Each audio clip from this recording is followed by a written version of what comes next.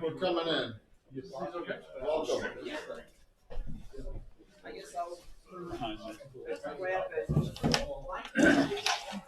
chairs from there if you want to sit down here.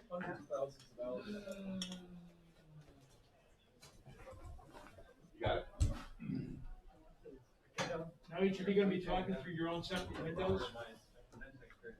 Yeah.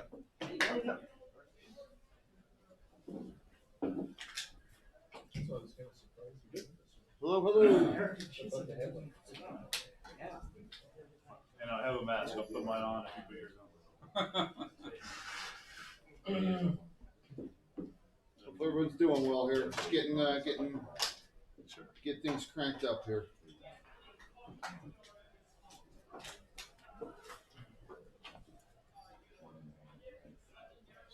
I don't like the logo screen.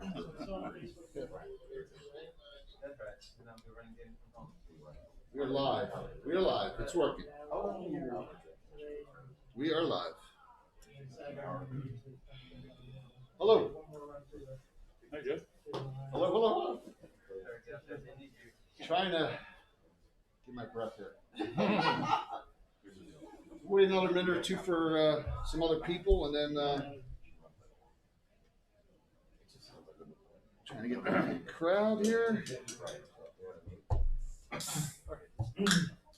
at that. We already got some viewers on. So just making sure we should be good here. Okay. Yep.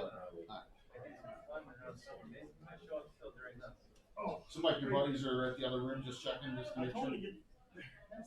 I'm gonna stand for a little bit, but thank you. Okay, So, that's a good idea. I need to stand.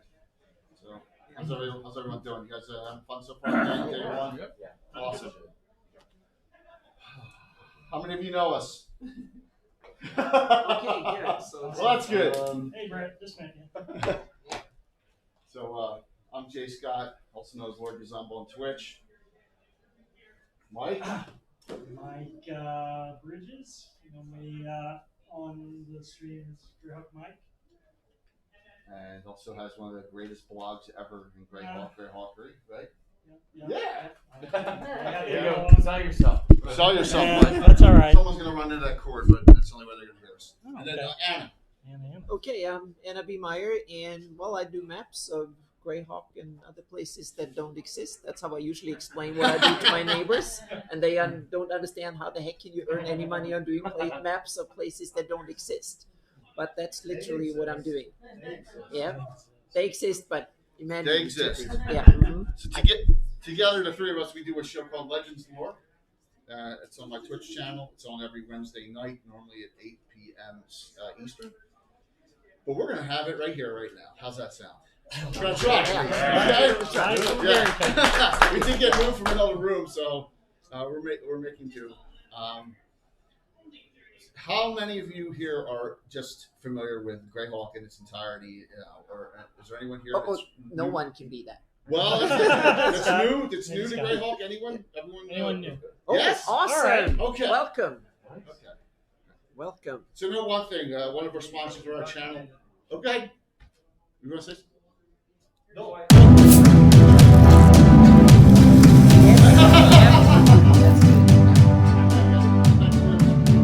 So, note that we're all pretty much veterans at Greyhawk. A lot of people will be veterans to Greyhawk, and no questions silly. Okay, so please ask them. In fact, the person that asked the best question, the three of us deem, our sponsor, Troller Games, will give you a $25 gift certificate to their store. Okay. Yep. So very nice of Chuck and Steven Chenault and the crew at Troller Games. So some little backgrounds between the three of us. Mike, why don't you start out and tell everyone a little bit about yourself and what you've been doing at Greyhawk all these years. All these years. Start man. From the beginning. Start from the beginning. Okay. So I've been playing World Greyhawk since the 80s. A couple of my friends here can attest to that. 1984. 1984, see? Let's see. So I've played every edition. imaginable, maybe except fourth, maybe. We won't mention that anymore. Got into the online community like around 2002 on Cannon Fire. Started doing articles, started doing comics, started doing more articles, started doing Orth Journal, started doing blogs. Just kind of snowballs, into the contributions I made. So after a while, and streaming, we've Yeah. been doing the streaming for Yeah, how long did we say? 4 4 years? years, I 4 or think 5 it is. years? since we Almost started. 4 for me. Yeah. Yeah, Yeah. yeah, It's just 4. a- So then, it's over Yeah. 4 years for us because we were almost like a year before we moved over. So yeah, Yeah. Mhm. Absolutely. So just about did everything. yeah. Anna. Well, yeah. I also started in playing in Grey. I've started gaming D&D in 79, 80, and then I got the Greyhawk box set in 83, 84 ish kind of thing, and then that became my home setting, and I started to run games in it, and that was back in Sweden, and then I realized I wanted a cooler map. I love the Darlene map, but I wanted a map with more places that was more kind of my own map, so I started doing that in the mid-90s. And then the internet came around and I started posting it on internet, and a few people got interested, and it snowballed slowly over the years. And then I moved to California in 2010, 2011, and then I realized I needed something to do, so I kind of started doing it full time, and here I am. And then I've been mapping and like crazy, and then I got into to streaming a bit and stuff like that. So yeah, should we close the door?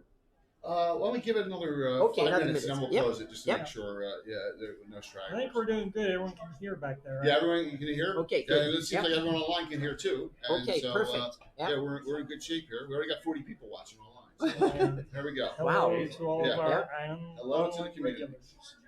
So, all right, I'm gonna tell you a funny story, and I know Christophe's gonna laugh. So, 2017, I see a Popular Mechanics article linked to a guy, longest D&D campaign ever. Okay. Everyone know who Robert Wardall is? Okay, yeah. So He's Canadian. he's Canadian, and he had a 35-year campaign at the time. And so for 37 years, my friends and I we started in 78, but in 1980, we started logging campaign numbers. We started playing in Greyhawk. And I'm like, man, I got that guy about 2 full years. And so then I started researching in the stream, and I'm like, you know what? There's no reason that we shouldn't be joining a community. We should be showing what we have and talking to people and enriching the community. So 2018, I started streaming, and man, it was a tough slog to begin with. It was rough, but 3.5 years, 4 years later, we're extremely popular. The Greyhawk community is growing. We can talk about that. And this is our 144th Legends of Lore episode. What? Wow. Okay, Yep. so yeah, thank you. And we've had Jay's been in every one of them. Yes. we've Yep. no, I haven't. Because No. the first 3 seasons were on a different channel. Exactly. That was Oh, like yeah, I have. counting No. those two. Yeah. Yeah. This Okay. is 144th episode. Yeah. All right. So from there, we've had great guests. Recently, we had Larry Elmore as a guest. We had Darlene on. We had Skip on. We had a lot of people between that and the Gavin show. We had some great community participation. Yeah. And so we just wanted to say what's up with Greyhawk now, like what's going on, because the number one thing is. The number one question we get is what? What do you think the number one question in the community Is is? there going to be a 5th edition of Greyhawk? Well, yes, or are they going to open DM's Guild to Greyhawk? Right? They seem Yeah. the big questions, and the answer is we don't know. Right? We just don't know. But that's not a bad thing because there's multiple people and communities that are really keeping Greyhawk going, and we're going to discuss some of them today, and just some ideas for if you want to get involved, or if you want to participate, or want have some ideas or questions, about DMing or map making, or blogging. Like for example, right, Mike, the bloggers. Sure. Come on in. Come on in. Someone grab seats off those stacks. Yes. Come Yeah. on in. Okay. We're just BSing a little bit here. Thank you fill in. for coming. So, Mike, Yeah. We'll talk about some topics. Let's talk about the bloggers first, because I think in the last 3 years. Yeah. The last 3 years has been an explosion of bloggers in the community. Oh, it's been great. Yeah. So why don't you talk about yourself and everyone know Jason Zavoda? He passed just recently, unfortunately. Yes. Yeah. So why don't you tell a little bit about that story? All right. So about Jason. Jason and So where we are today. Jason Zavoda, who is famous for doing the Zavoda Index of all Greyhawk material, he had his own blog actually. It was called Hall of the Mountain King, and he was very prolific. He probably had more posts than me actually today, but he always said that I was his inspiration, which is very touching. So Jason Zavoda, like I said, he had been out of the Greg community for a long time too, Yep. and then came back like a storm and was putting out more content, and then passed away this Christmas, I believe, around Christmas time. So, but around the time he came in, then we had a lot of other bloggers coming at the same time. Back when I started blogging 10 or 11 years ago, it was just me and Joe Block, Greyhawk Grognard, and Meldon. Well, no, Kind No, of. I'm talking about blog. Oh, Yeah, that's Meldon, true. Not, He not did blog. websites, He just did blog. blogs. Yep. So it was just me and Joe. Yep. And now we got several other blogs out there. some great ones. Some Great. great bloggers. Yeah. Tommy John Kelly, Greyhawk Stories. So So Tommy writes a lot of in-depth chat about stuff that maybe one or two paragraphs in a glossography for Greyhawk, like the hateful words. How many chapters do you have? 48 chapters or something? it's a lot. It's a full-on novel. It's a full-on novel, and a lot of what I love to do in my games and my streams is I like to incorporate the fanon that is out there, and he has some wonderful stories. He has details about that don't exist anywhere about Prince Tresarin and Yolan Celine and what happened during that time. It's just wonderful. So he'd be one, and then we have David Leonard too. And David Leonard is a historian. Yep. I would Story. term him. He's a historian of Greyhawk lore. Presents that stuff very well. He has Greyhawk Musings, which is a blog, and he also has a Facebook group, Greyhawk Musings, which has really exploded. And so it's a great site. And he really goes over the nuts and bolts. He looks into the weeds and try to find published sources and reference them, and does a little a little fan work himself. How many of you are familiar with the Canonfire and Greyhawk Online, both websites and Discords? Okay. So note, Canonfire has a thing called Postfest, and it's the last Postfest has been delayed. It's been about for the Underdark. And I'll give you an example. So David has worked with Rich Longitalis, right? Richard Diolia, and they have more discussion on the low road running through the Lortmill Mountains, which is kind of like Moria a little bit, but there was very little publication on it. They did a lot of work on it. They got maps running through there. Another thing I tied into my campaign was their work. It's just some fantastic writing, and it's out there. It's available. It's very close to home for you. It is. Yeah, it's just fortunate. It's fortunate where I live in that area. So, and then Will, we're going to talk about William Henry Dvorak does some good blogging too. If you know Will, his name's Giant Stomp on Discord, and he has Wicked Studios LLC, which is another Twitch channel. He's just starting up another Greyhawk stream. He had stopped for a while. He does a lot of he's done the Warlocks for 5e through the deities. He's done the Paladins. And also he's doing Rangers groups, all 5e based. So if you're playing 5e, custom class, customized classes, archetypes, and it's just some really wonderful work for the 5e community, along with what Joe Block is doing. Let's talk about what Joe did for Greyhawk and 5e. I don't know if we have enough time. But Greyhawk Grognard is actually kind of changed. Before he used to do variety content, kind of like me. He put out a map here, a little module.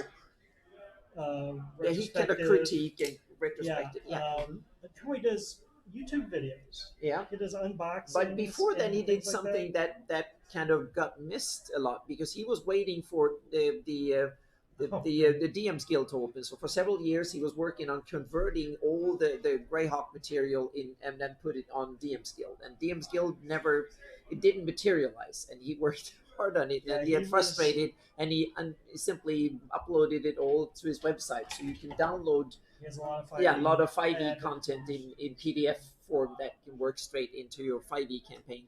That all the named spells from the Greyhawk adventures and stuff like that in 5e shape. There's a lot of cool stuff that really. Does anyone know Joe Yeah. here? Like, is Joe at the con? No, Joe's not. Is not No, at the Joe's con? here.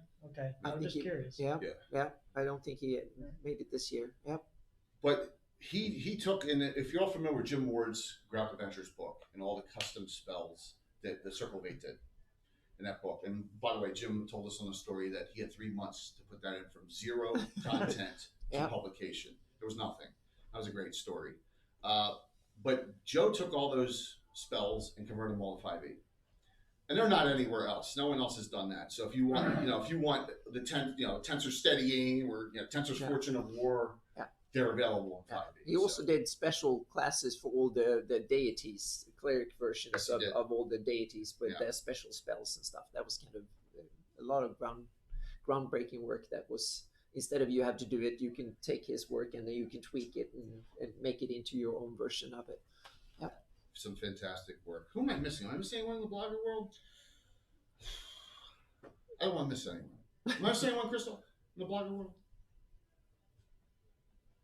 Tom Kelly? Yeah, I did John Tom Kelly. John Kelly. Yeah. He's, yeah, I think I go. Ornier? Yeah, Tom Vanderveen.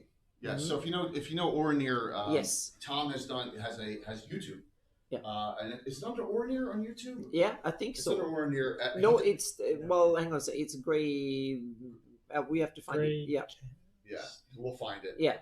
So he does. He has, the Gray League. The, Yes, the thank Gray you. League. Gray yes, League. the Gray Yeah. League. He has a Mhm. blog and the YouTube.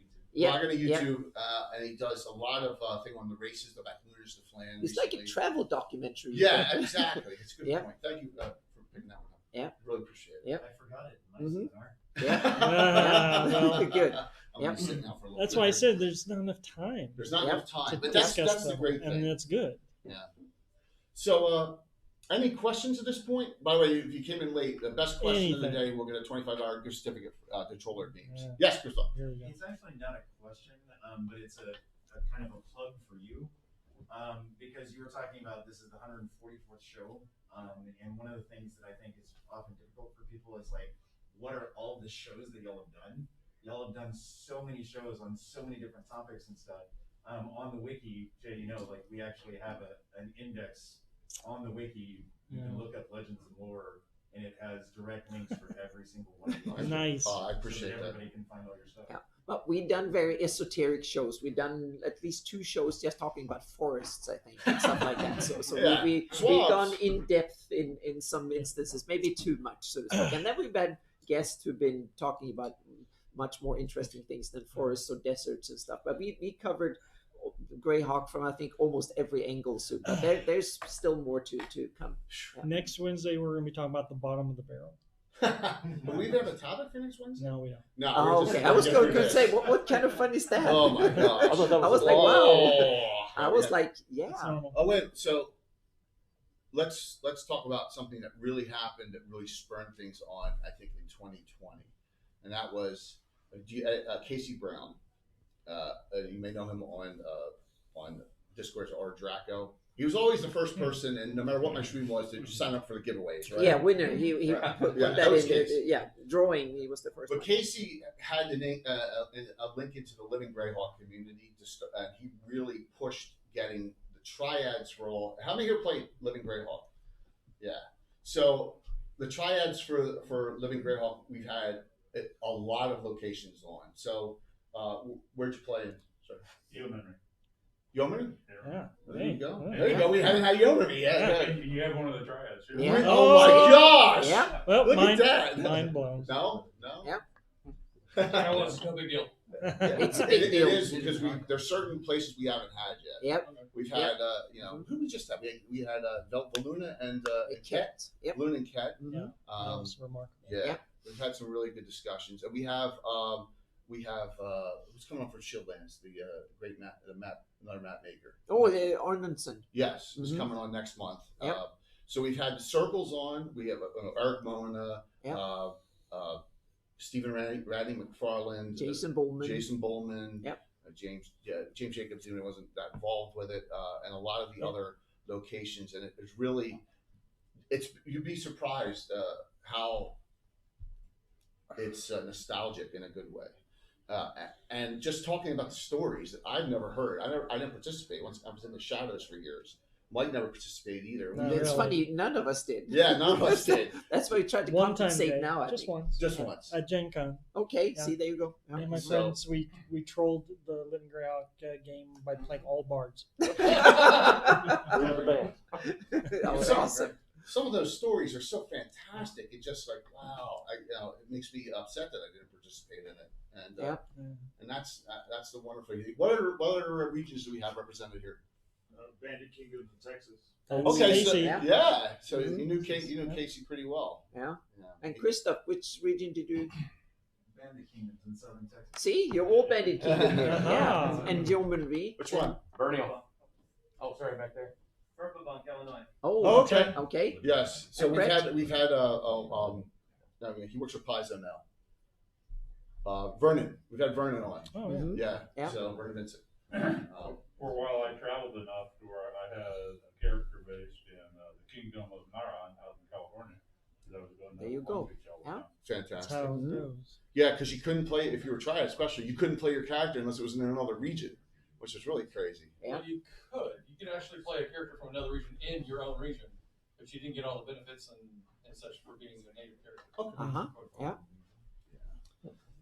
So that really kick-started Legends of Lore back, I think, in 2020. We were having, good viewers, but then once that came in, the community go, oh my gosh, I want to be a part of this, and we had some of the, really wonderful discussions. I think that, and it was once a month. Yeah. Yeah. And that's something I think it's important for everybody who wants to do their streams and stuff. Meaning, Mike and me, we did 39 or 40 shows when we had like 15 to 25 people Right. watching every time, and we were Yeah. happy. That was a little dedicated, Hardcore fan base, and so grateful. But then it took. But after some years, now we have about 100 to 120 or so per show, and it's amazing. And we get so much awesome feedback every show. So when we talk about things, even if we don't know half of it, the audience definitely know They'll the other tell us, half yeah. or more, so to speak. So it's great. I've learned so much of Greyhawk the last few years that it's amazing. So much that, like, for example, the Verbobank map and on Anna's map is just like loaded, right? Yeah. The towns and Yeah. locations. But she knows nothing about the town. Right. It's exactly, just Yeah, because it's just data. Yeah, and the weird thing was that also happened because I actually drew that map when the Living Greyhawk campaign was going. So someone just sent me that map, and I had no scenarios, nothing. So I just took it and rearranged Okay. it slightly because I thought it was kind of a little bit off the mark. But that was a lot of stuff happens that way, and that's the same thing when you work with a publisher. You often have to do the map before the text is written. So sometimes you have no clue, and then the authors, they rearrange the text a little bit, and then the map becomes inaccurate even before it's published. So it's a lot of, I have a lot more respect now for bad mapping in publications now that I've been involved in it myself and seen that it's not that easy. It's tough. We did the same thing. I sent you a map for the Yeomanry when you were starting work on the latest. Yeah, that was Oh. awesome. That was perfect. I loved it. That map that your triad had was really good. It was one of the best of Living Greyhawk. So yeah. And those That was mine. details, Oh, you did it yourself. Awesome. Hey. the details developed with the publishing of the Yeomanry Yep. scenarios. Yep. Yeah, Yeah, and No. it was not only a good map, meaning that it had a lot of detail and stuff, and it was also very stylistically beautiful map. So yeah, I love We it. also got looked into getting the underneath Underdark. Underdark, yeah. Hmm. Assigned to the Yeah. geography, so we got to place that. Yeah, because certain you buttons. have Because Nightfall some of the was best. right there. oh, Nightfall, yeah, Nightfall. yeah, because you have more Underdark Underdark. content Yeah. developed for that area. Since Night Below is kind of, it wasn't written for it, but it became set Right. there and draw content and So- stuff. So yeah, Chicken or the egg? Now, I know Malden wanted to set it there too. Was it before Malden said it or during? When did he set it? He said it right there too, if I I mean, recall. when? Right when it came. I would have to ask him. yeah. It could be after the fact. You know, Crystal? I don't. Yeah. It became canon right before I became a triad because Okay. one of the existing triads was I was doing map and he asked me to place it there and I had to jiggle it and Cool. move it around a little bit to make it fit the area. No, that's fantastic. Yeah, I had forgotten about that, but there was a scenario where you meet Drow, and if you do the wrong thing, it becomes an untiered encounter. Basically, Drow eat you. Yeah. 'Cause they're Yeah, exactly. I mean, now we have to have a Yeomanry episode very soon. Absolutely. Because Yeah. those discussions could just become so, and the audience is like, "Wow, I didn't know that." And that's the thing we shoot for is I did not know that moment once or twice a month, maybe. Yep. You know, Well, there was so Yeah. much regional pride. People Yep. were really proud of where they were Yeah. from, and, Mhm. and it showed. You know, I've been gaming. I'm 61. I've been gaming since I was 16, and nothing has Yep. risen to that level yet. Wow. So true. Do you play? Here's a question for anyone who's living Greyhawk. Do you still keep in touch with any of those people and Yes. play with them? You know, See, Still know me. a awesome. little bit. Yep. Absolutely. Not as much, but yeah. Yeah. Okay. There are people I see at Dragon Con. I may not have spoken with them for 50 years, but they recognize me from living Greyhawk. They don't know what they're talking about. Mm-hmm. That's fantastic. Yeah. Does anyone have a shield from the Gen Con, the actual they had- location Yeah. shields? 'Cause Yeah. we're You trying know to what You track had all a those- shield, you know he's talking We're about. trying to Yeah. track all those down. Yeah, we're really trying to look for those and track those down. So to see where they all ended up. Yeah. So we love getting Living Greyhawk triads or circle members on. If you know any others, just reach out to us, and we'd love to have you on and just do what we're doing here and just chat for a couple hours. You know. Yep. You mentioned, you said you didn't know exactly when they started.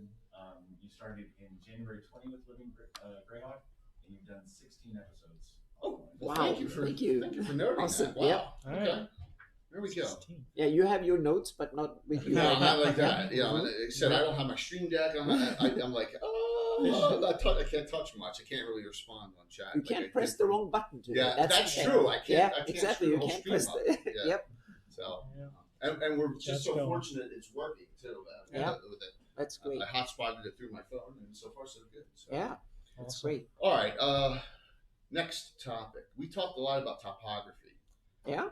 a lot about Greyhawk, and a lot of theoretical stuff. Mm-hmm. And I want you to take over some of that. Like the rivers discussion was really interesting. Oh yeah, that was, Yeah. and you have to blame me for a lot of these things because when I'm mapping a certain thing, I kind of come up with all sorts of interesting topics that I want to talk about on the show, and maybe too often these kind of get into the show, so to speak. So we've had.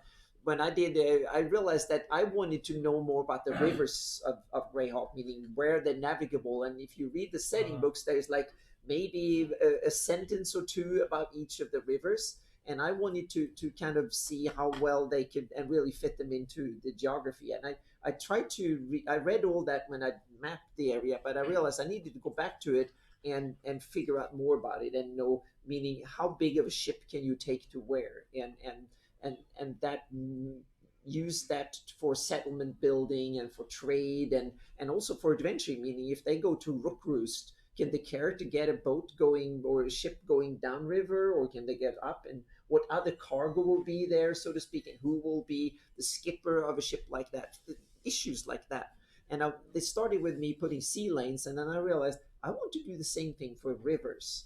And so I started, and I did a test map, a rivers map that you can, I think, still download on my website and stuff. And that was the first attempt. And then we did a whole show where we kind of discussed it. And commerce too. Yeah, and commerce and stuff. commerce Yep. section, too. So now I realize that when I move into using geographical information, GIS based maps, that will be much easier, because then we can color differentiate, I can code areas and stretches of river and stuff according to what conditions are and stuff, and you can kind of tweak that, so you can have, depending on the scale and stuff, you can do different things. You can make them a little bit wider and more narrow based on from the data, so to speak, which opens up new interesting possibilities. Anna, tell them about your theory around Greyhawk City. Oh yeah, that's This is good. Yeah, what I did for my own campaign, I mentioned it a few times in the show, but that might have gone unnoticed by a lot of people. It was Do I know this theory? when Maybe, Mike. yeah, so when you look in the real world, lakes can temporarily have two outlets. That happens mainly after like a big ice age, for instance, when you have like enormous glaciers that fill the depression with more water continuously. Then you can have like several outlets. But if you have more like a natural rainfall, eventually the lake surface will simply sink down to the level where there is only one outflow, and the other ones will simply cease. And when you look at the Greyhawk map, you see there's a couple of instances here and there where there are two outflows, and the Nirdiv is a typical example. You have both the Salintan, and then you have the Nesser River in the east. And to me, when I look at the geography, it looks more like the Nesser River is the natural outflow. It's low terrain, no mountains, no hills, nothing, and it flows the long way. And then Salintan cuts through the Cairn Hills and then goes straight out to the ocean. And that to me sounded more like that should be man-made. That northern bit. And when you look at the TSR version of the city of Greyhawk, just have the Salintan go past. But the Gary's version in the City of Hawks in the books is more interesting, because he has a merger of two rivers, the Salintan and the Grey Run, that comes a little bit from the east.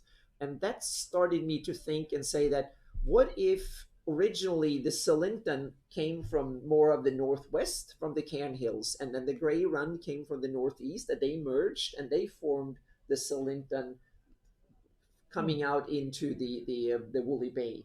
And then the northern part of that valley was maybe once in an ice age back after when there was like much more flooding, the valley was actually a river, and then it dried out and Nesser became the only outlet.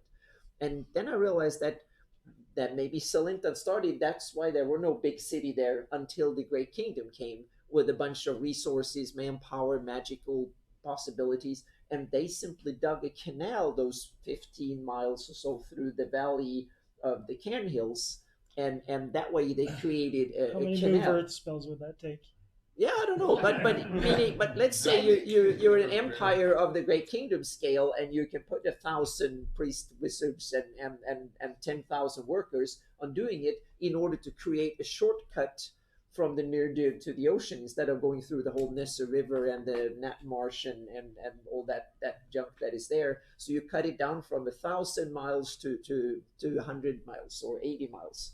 To me, that made a lot of sense. Plus the fact that then you can also make Greyhawk, by damming it up a little bit, you can make it level all the way out, so you can sail from the Nirdiv all the way down to Greyhawk, or you can sail up the Salintan with small riverboats from Hardby, and Hardby became the natural seaport, and Greyhawk became the port on the Nirdiv instead of just a little bit along the river. And to me, that made sense, because then the Great Kingdom would make Greyhawk will be one of the central locations. And then when I saw that there's actually two bridges, the Sagging Bridge and the was a stone The gnome one. yeah, the gnome, build one gnomes. I simply realized that, what if those bridges are more than just bridges? They're actually dammed up parts to control locks that control the water. And I also saw that Nirdiv probably only maybe a foot or two above sea level, so you don't need too much. You just need to control the water flow a little bit, and voila, you have a natural Nirdiv port in the form of Greyhawk, and you can regulate the water. And I did it for my campaign, and I thought it kind of made sense. So that was one of the things I did. Theory. And another thing we get on, which is really funny, is Christoph? Question. Have you ever written that down somewhere? No. I'm It's starting to all- formulate it, so it's all- I'm going to. Seriously, It's all here now. Yeah. Just out of curiosity, how many people in this room would love to see what she just talked about? I'm going to. So Oh yeah, my yeah. God, please. She Yeah, will it's also great. map it. Yeah, Yes. I mapped it. I'm starting to sketch it out, and that's one of my projects. And you tell me when it's time because I have a list of projects I'm Yes. working on and stuff. So, yeah. Okay, sure. Why don't we do that now? How's that sound? Okay, We'll do it. yeah, Every bit let's to see see what's what- going on. Yeah, so I have a It should list. come up here. Yeah, we'll see. I just I'm gonna turn this. yeah. So, camera so to- I have a few slides. Yeah, They're, come on. most of the projects I'm going to talk about now are things that are only in the stage of concept, so to speak. They're not halfway done or anything like that, so to speak. But I have a bunch of them. One of the things that I've done there, well, yeah, I worked on adding to the map Hipmona land and expanding a little bit in the west and a little bit in the north. And that was part of last year. I did something that was something I realized I needed to do in order to start using GIS technology, meaning real mapping technology, and place the Flanies at its right position on the globe, so to speak. I needed to figure out where the Flanies was. And in order to do that, I wanted to do a model. So I started to do a first model of the planet. And that was, I was more like out of necessity. And after a few months doing it, I was like, this is fun. This is interesting. And I kind of went down more than one rabbit hole with that one. So that was a lot of fun. And what came out of it was that I expanded north and I expanded west and I included Hepmona land into the map. So that is, yeah, it came out like a few days ago, the first version of that, the 2022 edition of the map. You have a slide for that? No, not really. It's I can show. Yes, so it's on my. I thought I had internet, but I don't have internet. So yeah. So I have it on my hard drive. Hang on a second, I can show it here. So let me. Okay. I have it on my hard drive here somewhere. So let's dig into the. The 20 size of it may require me to buy a new PC. Oh yeah, but that's usually my PDFs Yeah. kill Yeah. computers. So Yeah. yeah, so it's. It's getting Yeah. to the point where. Yeah. This usually will take a few seconds to open this. And if So you heard yeah, the so news here about it the is. new, Yeah. there we go. Yeah, so here it is. So It's you a can, nice for one. those who haven't seen it, you can kind of zoom in and you can kind of continue to zoom in and we can and Yeah, it may not clear up like it would on the. no, the resolution is crappy. Unfortunately, the TV is not good. So yeah, But hang on a this second. size of Mulholland now, Yeah, it's now not- now it it's- should be yeah, better. look So at yeah, so it should be better. Yeah. So hang on a second. I can't have this one. There we go. It's a little bit better. Yeah, it's kind of crappy. There we Yeah, go, there we go. Yeah. So you can kind of zoom in so you get the sense. I see a canal. Yeah, exactly. And that's something when you look Oh, here, nice. what I've done is that I've actually changed the course of the river here to match the city of Hawks, the Gary's version. So I've tweaked it a little bit. I'm going to tweak it a little bit more. I didn't want to do all the changes in one edition, so I'm going to spread it out a little bit to get people adjusted to it. So yeah. So that's part of it. So the and then I've expanded. One of the things that I've added is hang on a second. I need to. It's on my hard drive, so on my USB drive. This one. So I've added up in the north. I put the ice in, and I've also added more of the islands and stuff north a little bit. That was to make it easier for me to do the conversion into GIS. And the ice, that was a part of the climate study that I did for my Earth project. And thankfully, I have a friend of mine. She's a professor of oceanography and climate. So she studies the climate and stuff of oceans and stuff like that. And she had and due to COVID, they were sitting working from home. So they were kind of bored. So when I told them about this project, I had like 4 or 5 academics who study climates and stuff like that, having Zoom conferences. And they were really helping me out with figuring out the climate and ocean currents and stuff like that on a fictional world. So that was kind of really, really interesting. So we built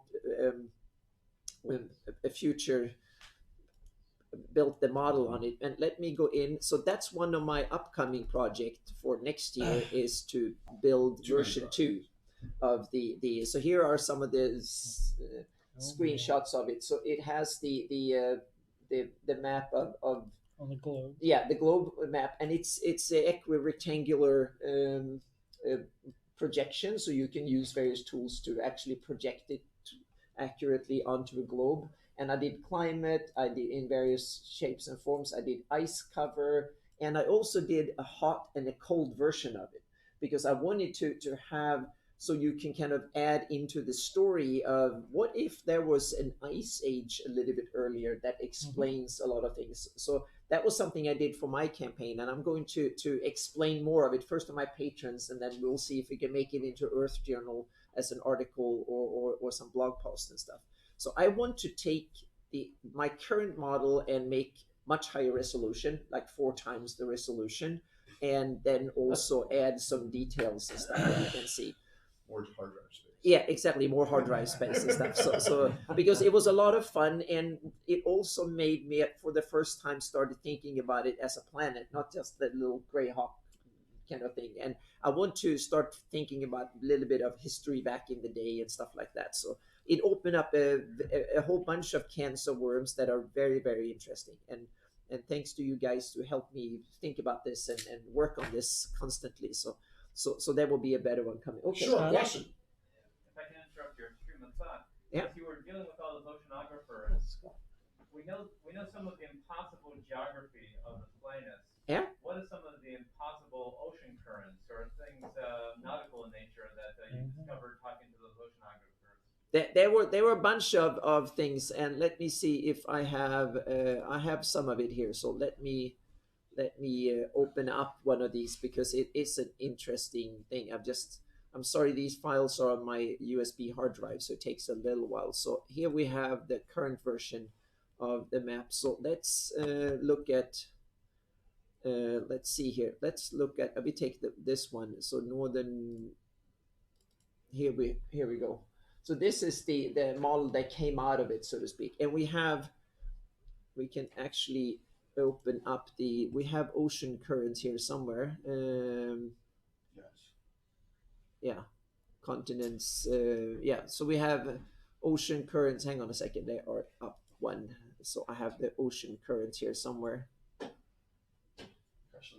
Yeah, here we go. Here is the gyre model that we used. That is that it's fairly functional, but since it is a fantasy world, there's like 100 variables or more that guides it in the real world. So we had to dial it down to like 4 or 5. So it's the depth of the ocean and the spread of the continents and stuff. And first, we have to kind of go into a little bit, and let me stand up here for a second and show it.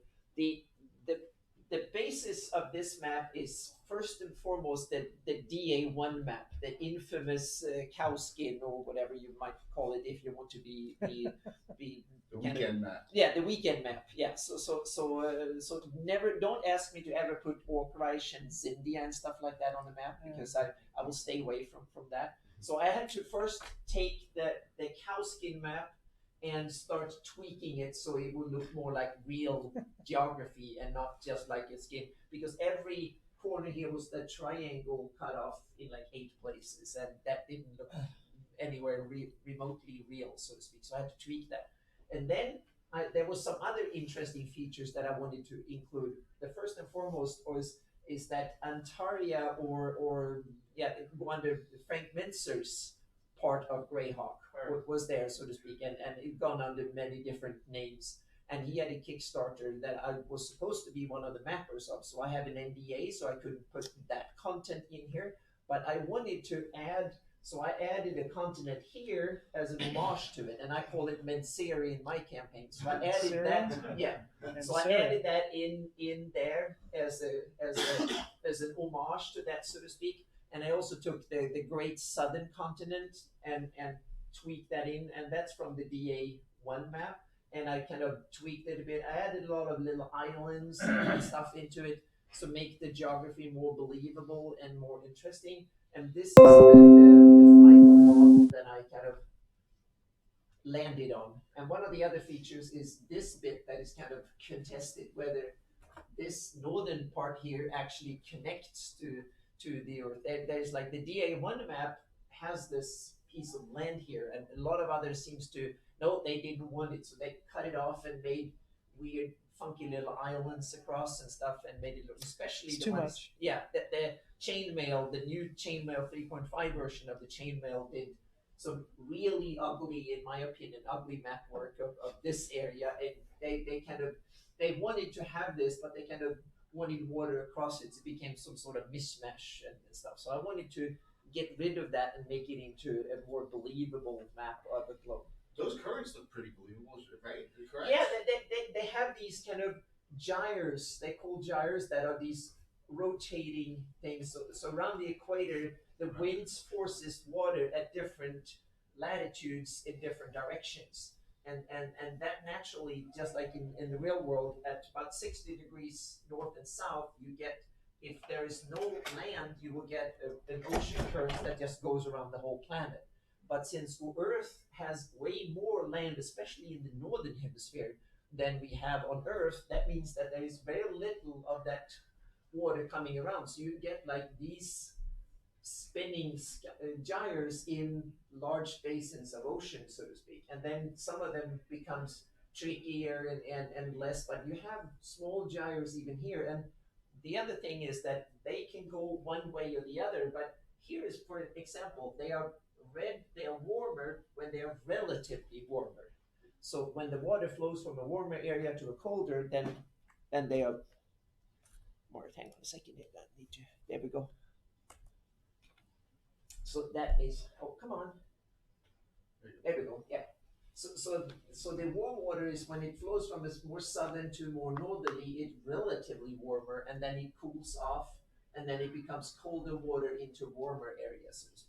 And that is part of the thing. So for here, for instance, the Blackmoore West here, that is actually more like Blackmoore East, but it's called Blackmoore West in all the books, is said to be warm. So I wanted to follow that in the text sources. So that's why this gyre goes in that direction, because that kind of makes the northwest coast here of the Flanaess much warmer, because it comes water from the side. So I try to incorporate whatever little tidbits of knowledge we have from the text into the model, so to speak. So that is that the yeah. Mm-hmm. I'm looking at this map, and Yeah. it reminds me of a tectonic plate map that I looked at recently of the Earth. Yeah. Have you considered tectonic plates? Oh yeah, definitely. You have, Yes.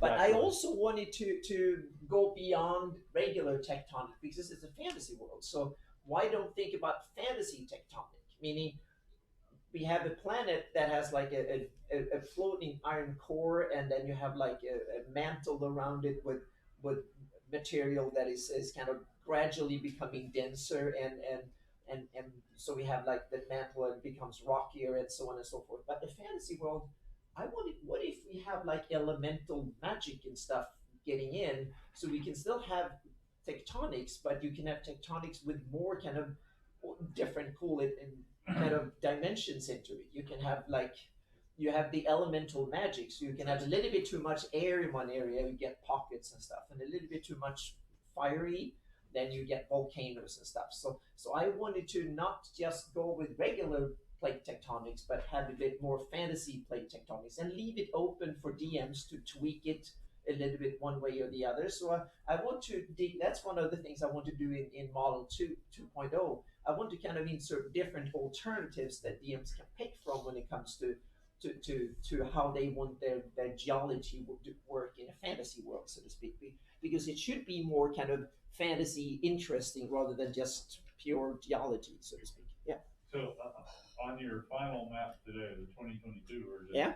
do you have the topography where you can tell how tall a mountain is? Or? Not in that detail, unfortunately, yes, yet. But be that's nice. one of the things that is coming. On my Shieldlands campaign, I'm doing real 3D. So I can tell you on the feet how tall different mountains and hills are in an area, so to speak. So that is coming.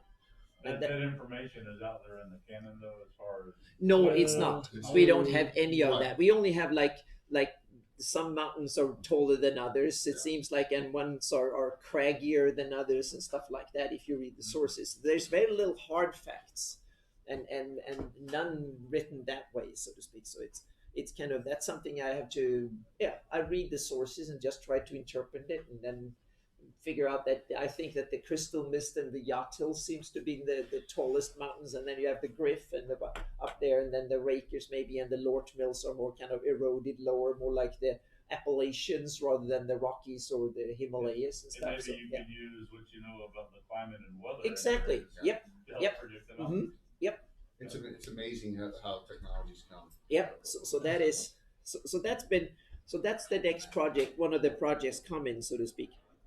And then I want to do for my Shieldlands campaign. I want to do. Hang on a second here. I want to do. This is.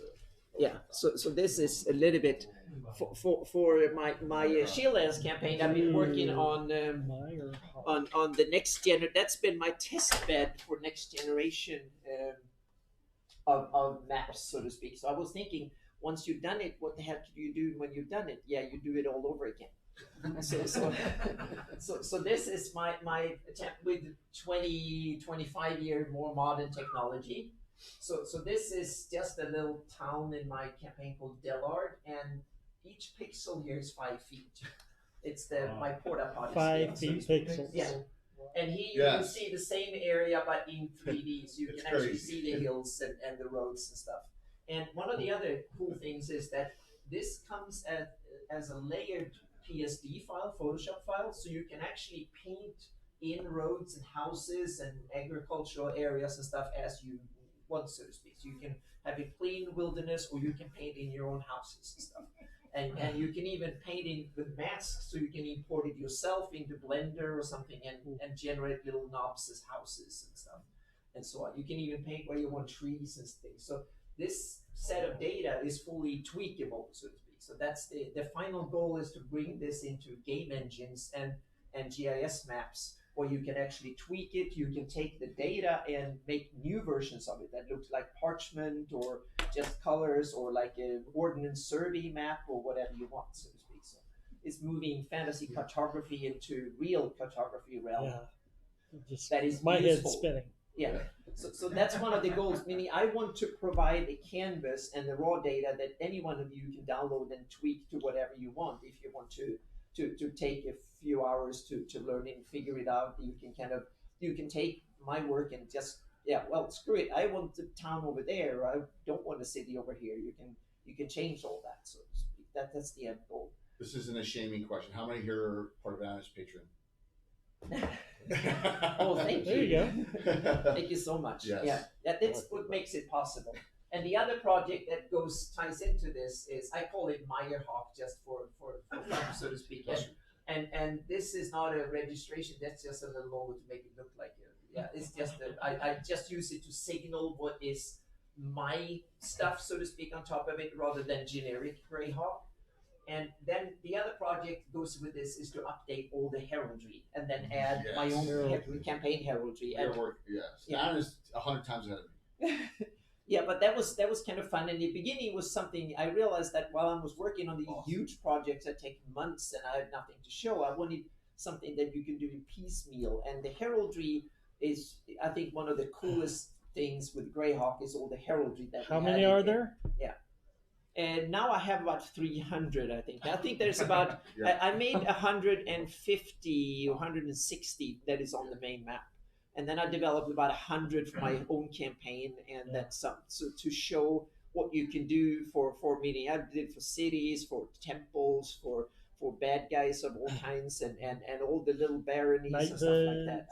And for me, Anna taught me how to do it, so I'm dangerous with it. That's it. Yeah. I'm not, so I have mercenary groups, my Order of Ulick, the Bounty Hunters Guilds. Because what do you think? The first thing is when you see Greyhawk, the glossography, right, and the heraldry on it. Yeah. And it just, it's just a visual effect to the game or to what you're playing. Because, it's always said, make Greyhawk your own, right? And that's exactly what we're attempting to do. But all the heraldry advantage is all available. And there will be, to my top patrons, there will soon be available the templates to do it too. So you can get the templates that you can get a PSD file that has all the layers. You can just insert it in, and you will get this effect because it's not that difficult. I'll write and make a little video about it and write things. So anyone who has GIMP or Photoshop can easily do this. If I can do it, anyone can It's do not that difficult. Yeah. So especially Photoshop has some really cool built-in features that if you just know that with order to apply them, you can tweak them a little bit and you can make heraldry that looks fantastic without too much got trouble. depth to it, looks real. You can make it with scratch, damage on it, all sorts of wonderful things. So. And the other reason I'm doing the Shield Lens is that I've been invited to run the games in D&D in the castle in Newcastle this fall. So that was supposed to have happened 2 years ago, and thanks to the pandemic, it's been delayed a couple of years, which I'm so thankful for, because it gave me a chance to actually map it properly and do other things in the meantime. So I have about 1,000 square miles mapped at this scale in the Southern Shield Lands. So that will all be available to patrons, both the raw files and the end result and stuff. And it's also a test bed for future maps of Greyhawk that could have that scale, and they will be for the 3D. And you can also take this and make it easy into settlement maps and dungeon maps and stuff. That will also tie into GIS maps. That is one of the other things that I want to start doing, and I have some good collaboration with a bunch of other creators that can help me do it. So we can actually make a whole set of GIS-based maps for Greyhawk. So you can download QGIS for free, for instance, and I will hopefully be able to set up a server with all the data, so you can just import it right in, like you will do with OpenStreetMap or something like that. So you can take it in and tweak it, make your own versions of it, and we can hopefully collaborate and meaning, I have a really cool town here. You can just make the shape files available, and others can import that into their campaigns and stuff. So let's talk about collaboration. How about that? So here's an example of a collaboration event. Carlos has some great adventures, and certain places are iconic, and anime put it on the map. I have my free city of Altamira. It's on the main Greyhawk map. We have Malden has a location. He has Melkai, right? And then we got a couple other really cool things that have been going on in Greyhawk. And so it's not like, because there's no published source now, it's basically a mix of a canon and fanon map. And so, Anna's always said, like, for example, Mike, tell the story about All. Why All? Why All? Yeah. Oh boy, thanks. You look at the map and you think, oh, it's a 3-letter word. What the hell? What's the deal with that little place? It's off on the side. No one ever uses it. There's not that much written about it. Gygax never said an adventure in there. We know nothing about So I saw the other people writing about Greyhawk and Q-Land and the Great Kingdom. They're all fighting over this king and that king, and like, well, I'm gonna start writing about no one's going to argue with me because no one's writing about it. Yep. So I wrote, and that's fantastic. Yep. So now apparently I'm the authority on all. Yep. And I especially love that the yearly game you came up with when they rode around the mesa of Olakan carrying a token around. Things here and there, culture and history. It has a Draconian feel to it too. Yeah. It has a really awesome. So cool. And actually my old writings actually started from my home campaign where my two friends were involved in, and it started real simple, like you've been captured and you're fighting in the pits or something like that. You're just. I think that was more him than me. Okay. So it's like it just started out real simple. It was like one small bit of a campaign, and then I like to brag that I've never ran a game in all since. But it's all been writing. You've taken genius things like a one-line spellcaster, not Abby Dalzon, which is great, who's in the Tome of Magic of all places. Abby Dalzon or Wilting, and then you made him into an all wizard. He was my antagonist for the old campaign. Yeah. Just a little blurb there, and from there I took a disciple of his and brought him into the first virtual GreyhawkCon we ever had. Build upon each And other's stuff. Look what happened during that first virtual GreyhawkCon. We had Luke Gygax playing. We had first time Eric Mona played Venerian Ford, and he betrayed the party on live stream at the very end of the adventure. And it was all that just came from your idea of using Abidalism and all, which was fantastic. And it's just you know, and that's the thing about making Greyhawk your own. There's we get this question all the time. I don't want to do a location that's going to ruin someone else's game. And I'm like, that's not possible, right? You know, you can play where, you know, you got an idea somewhere, play it, you know, wherever it may be. Like Anna's big in the Shieldlands. I'm big in the Sheldomar. Yep. You know, and I'm big in Shieldlands now. In a couple of years, it will be somewhere else. Yeah, and like we have a stream right now. If you want to talk about the live streamers, John at Blue Box, this game right now is outside out of Relastra. Well, no one has ever really done anything in that area. Before that, he was roaming around the Holland area, but now he's in Relastra. William Henry Dvorak, Wicked Studios, we talked about. He has Rook Roost. He's an entire stream coming out of Rook Roost, and it's going to be in C&C in Castles and Crusades. So he's starting with a brand new rule system. We have Guild Superior has a Greyhawk game. A lot of them are Saltmarsh games. Stella has a Saltmarsh game. Good. Once every you know, we got a lot of. Even Vancouver by Night has a Greyhawk game. So you know, there's a lot of Greyhawk games out there. You know, and it's getting traction. And so you know, make Greyhawk your own. That's the key thing. Just enjoy playing wherever you're playing. You know, and develop it. And the community is receptive to good ideas. Seriously, Greyhawk Online, Cannon Fire.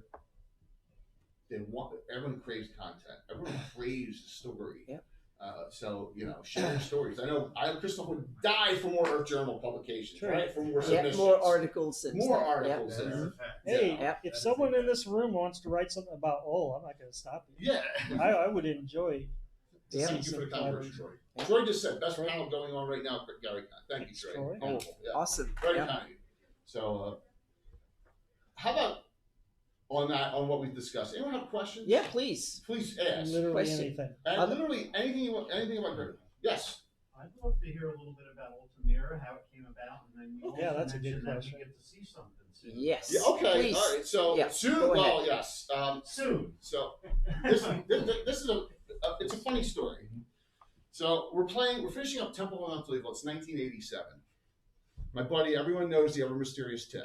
If you haven't seen it, we have this head emote. He's the critical hit guy. He's the one that, you know. Something about tongues too. Yeah, video and stuff. Tongue, all sorts of crazy stuff. And Tim has Rovers of the Baron game that he does every couple months on a Saturday morning. He loves his Barbarian game. I've been friends with Tim since 1980. So we had an event where we went down to a buddy's in Fairfax, Virginia, and this is 1987. So I'm like 20 years old. Finished up Temple. What are we gonna do the rest of the weekend? So 3 nights of you'll decide, and I brought this up out of the blue. I was like, let's do this. So there's that area of the map in Greyhawk. Gosh, it's right up here. It's south of the Temple of Elemental Evil. Yeah, so you have this area of the Sus Forest. We can zoom out a little bit so and you have get Celine. I've been a hardcore Celine. Everyone's they argue with me. I hate the Celine isolationism story because it never in my campaign in 1980 that didn't exist, right? So we diverged in a different direction. But from this area here, it just seemed to make sense. Like we're eventually down here defending against the Pomars. We're all through Keelan, and we're doing stuff, and it made sense. This made sense to have a city here. So 3 nights of Yule go there, and each should decide we're gonna clear the land, and we're going to build a tower there, and that's in 1987. And from there, it grew into a large city with the worst map ever. Right? I got a piece of paper with a big circle on it. Yeah, with a couple of buildings in it. Yeah, we need to do something. But I have 120 locations written up. We have a guild. There's rival thieves guild. There's all sorts of. There's the boogeyman about the mirror running around, kidnapping people in the middle. There's all sorts of weird, crazy stuff. And I was like, how am I going to get this map done? And so somehow. All these years later, Stephen Chenol at Troller Games said in a meeting, ever since we kind of partnered together, our sales have gone through the roof. Your community's been very receptive to us. We'd like to publish something with you. So I sat down with Anna, and we have a big meeting tomorrow morning. By the way, I haven't even told her yet. With Stephen while he's here, okay. we need some. Yeah, we got some documents coming. The goal is by Gary Con of next year to have a Free City of Altamira box set, like the Free City of Greyhawk, with the adventure cards and That's everything. And a map. That's cool. And maps, and Yes. multiple maps. Yeah, you look at my Yeah. shield, and Yeah. they will be better than that, so to speak. Yeah, so Because that we're- was my first attempt at doing stuff like that. It will be better than that. Now note this: we have to anesthetize it a little bit. I can't say order of you, like I gotta change the name of that. But most of the fanon, like all my heraldry is unique to me. The name's unique to me.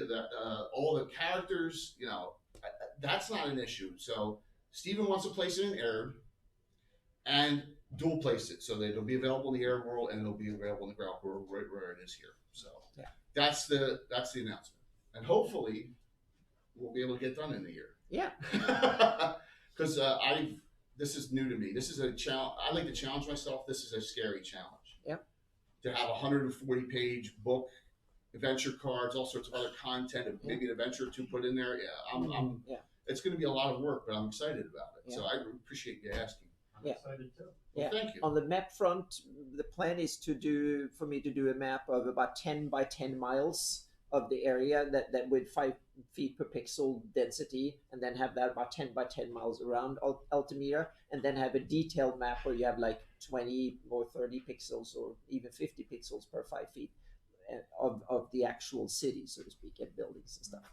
So and of course in full 3D, so you can see it. And because it's going to be that blown up, it won't affect the canon of Greyhawk, right? Because Well, I will use this when I tie into the rest of the area, so to Right. speak. So it will it'll be blown part up of that my it won't be- mapping Greyhawk project too. Yeah. So yeah, cool. So as you define the city, you have to look at what resources are there, Yeah. the trade routes that might go through there, Yeah. Well, the we know powers around it, and what they think about that Yeah. place becoming more powerful. Mhm. exactly. Yeah. It's Yeah. kind of grown into that in the game. Everyone knows that is a kumquat.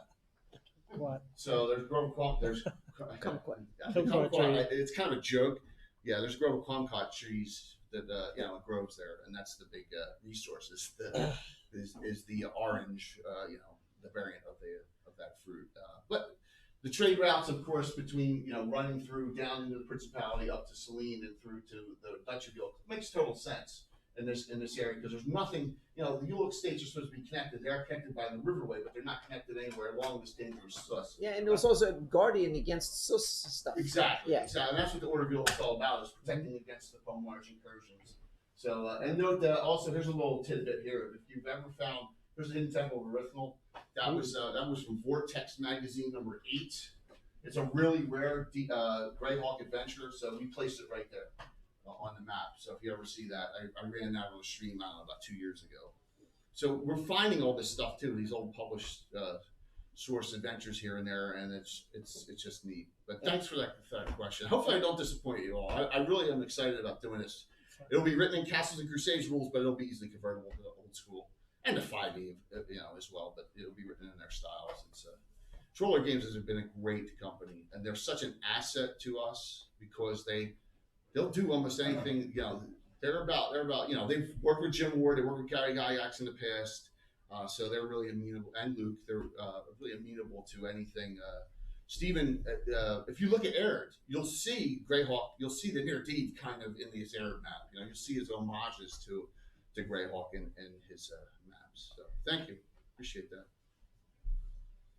So I have one more project that I Let's do can it. show a little bit One more. about, and that's something that came up in a discussion a little while ago on a Legends and Lore show cool. when we have a DM box, Nice. and that is to upgrade the forgotten area of Blackmoore and make an homage to Dave Arneson's Blackmoore.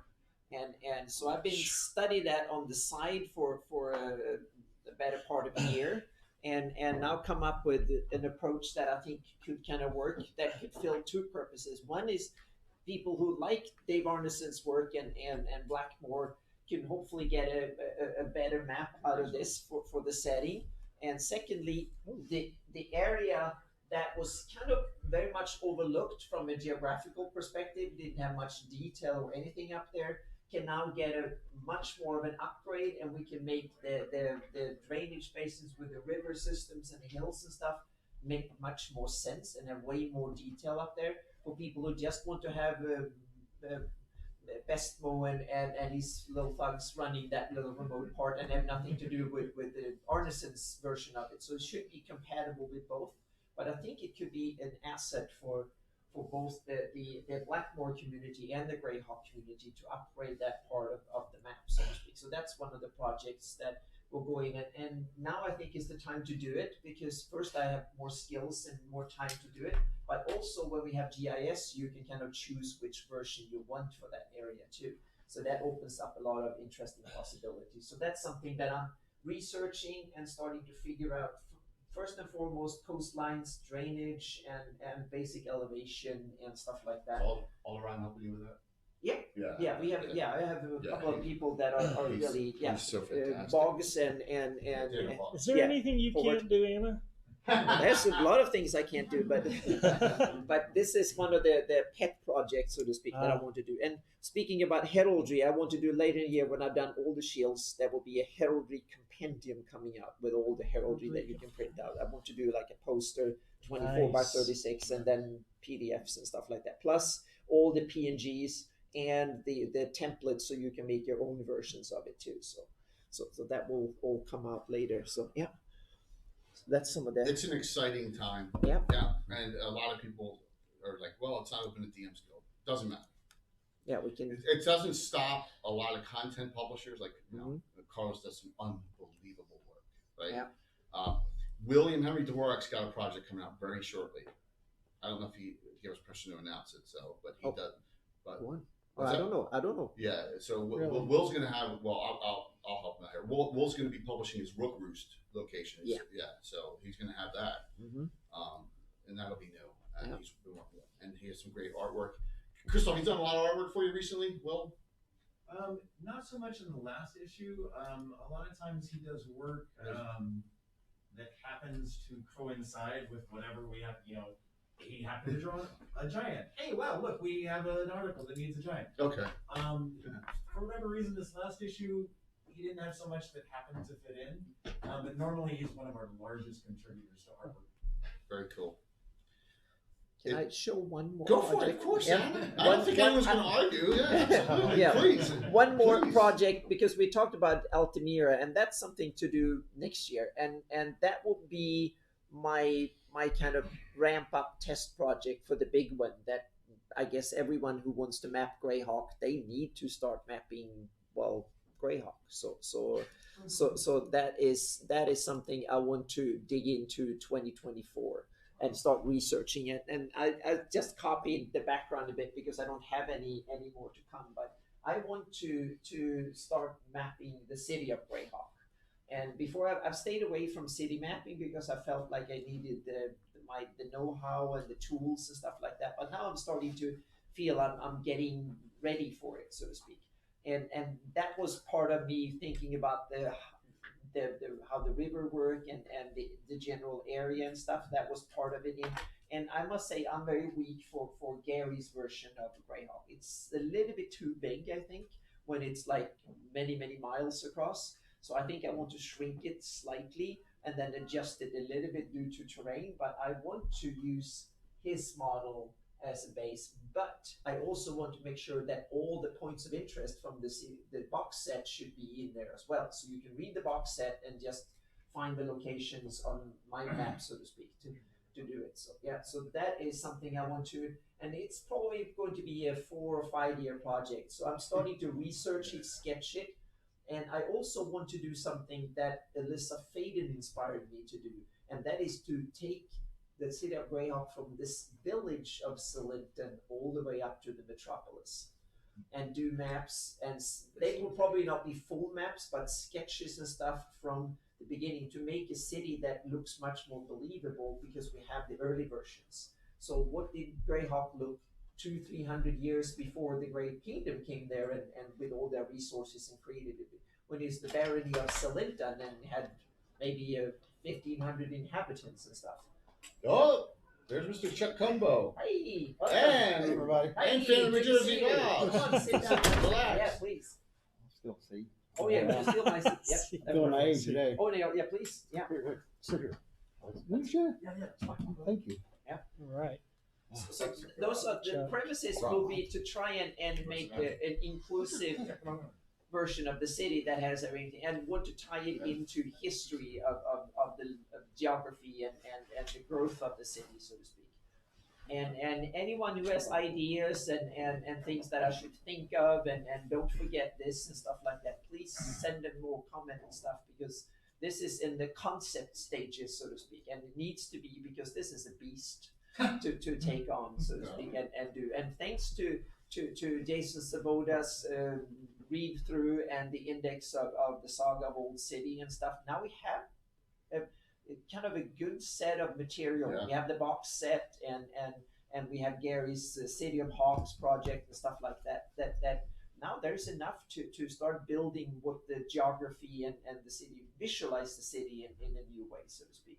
So, and I want to try and just did what I did with my Planese map, but on a local, regional level. And at first it will be probably about, I hope that I will have a new computer and new version of the tool that I can do maybe 50 by 50 miles right away, so to speak, and work with that in a 5 by 5 feet per pixel scale. For the city, it's 1 foot. The other one. Yeah, exactly.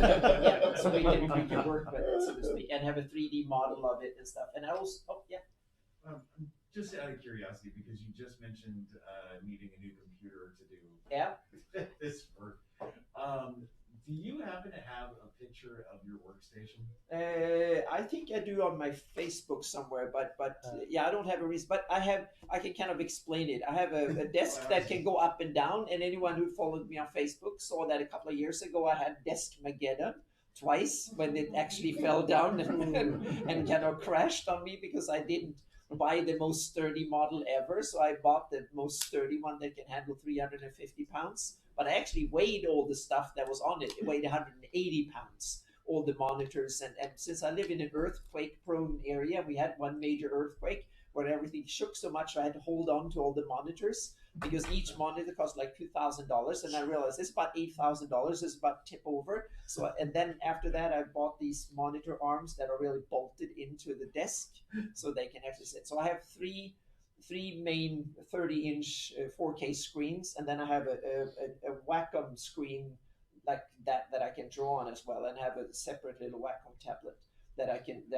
draw on. And I actually use two computers. So I have one main computer that I normally run most Photoshop, Illustrator, and stuff like that. And then I have a dedicated 3D computer that sits on the side that I can render in the background and I can work on, so I can kind of do normal things. Because when you render, everything else just go to a standstill on the computer. So that's why I have a separate 3D render computer. But they are the 5 and 6 years old, and they cost about $5,000 each back then. And that means that they're okay now for normal use. They're even good at AAA games. But what I want to do, and they're not good enough. So I want to buy a 32 or 64 core Threadripper or something similar. That costs probably about $6,000-$7,000 now, and get that in full. But right now it's not the time to buy computers, even if you had the money, like you all know. So that's the reason I have delayed to wait for it. So I hope that the market will be better. Maybe this fall I can get a new computer and work much more effectively, so to speak, and be able to do new things. And there's also a lot of new tools coming, but that's something for the fantasy mapping show tomorrow. Yes. That we will talk 4 more o'clock about. tomorrow. Yeah, that we'll Yes. talk more about that. But the great City of Greyhawk is one of the big upcoming projects that I want to dig into.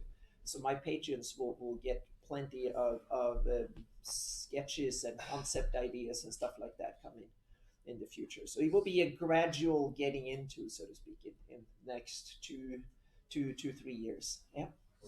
So what's in store for the rest of this year? Well, if you're not aware, starting 2 years ago, we started virtual GrabCon in October, first weekend of October. Last year it got even bigger, and it should be even bigger this year. So look for that. I think it's September 30th, October 1st and 2nd is is the date, and it's available on TTE. It's no matter who you are, it's $5 to register. That's it. We just want to make sure you have a commitment, so that's why we make it $5. And we have a lot of fun stuff. Who's got? Look at it. Here's the shirt from last year, right there. That's right. True fan right there. True fan. Yeah. There's Rob's got one on too. So Hey, Awesome. Yeah. Nice. Return to the Boathouse. I had that custom commissioned by Carson Druitt, and then we put it on the T-shirt. So and we just the community is like, I don't know what's the right word. My brain is fried. Amazing. Awesome. Yeah, the incredible. Community is fantastic. Thank you, Jeff. Community is great, and there's a lot. It doesn't matter how little you contribute to it. It doesn't just your little niche. It's fine. If you come on Discord once a month and participate in a discussion, or just watch a stream you like, or write a half-page article for Christoph. Whatever you want to do. We want more people participating. Yeah. It's the only. And if it's a good or bad thing, we can argue that, and let's not go down that road. But WotC's there, and they own the rights, right? So whatever we do, they may not even look at it, or they may. But the thing we can hope for is get DM's Guild open up so people can write content. That's what we look for. But besides that, we have great partners like Trollbird right here, right, Joe? Yep. Well, I guess we're great. I don't know. We try to help out. So. Yeah, absolutely. And it's fantastic that we have those wonderful assets. All right, so what questions do you have? You guys have some other questions. We had some really good ones. Yes. So my 3 campaigns for Greyhawk were from 573, 576, the pre-Greyhawk War, where there's no material. What is the most run era for Greyhawk? That's a great question. I think it's split. So people like Jason Zavoda and Len Kafka never got out of 576 even, right? Yeah, they never got there. They barely got there. Ever. Mine started 569. That was years ago. We have a lot of, I'd say it goes post-Living Greyhawk 2, the original era 1, and then Greyhawk Wars 3. That sound about right? I don't think a lot of people. It seems like either you run a 576-ish game, so to speak, like you buy the 83 box set or that era, or you get the Living Greyhawk Gazetteer, Living Greyhawk era around 580, 590 something. Those two, and that's why I've made one map 576 and one 598, so to speak. And it seems like most of us fall into one or the other ish. Other than weirdos like me that kind of tries to do. Okay, yeah. But those are the. Anybody, like, I don't think I've ever met in my entire, been running Greyhawk, I don't think I've ever met anybody that said, I only run in 585. Right, post-wars, and that's it. Yeah. I mean, I've never met that. But you can. Every single one of my campaigns stops around 581, 82, just. Yeah. You know, it goes right up to the wars. It's just, okay, well, let's do something different.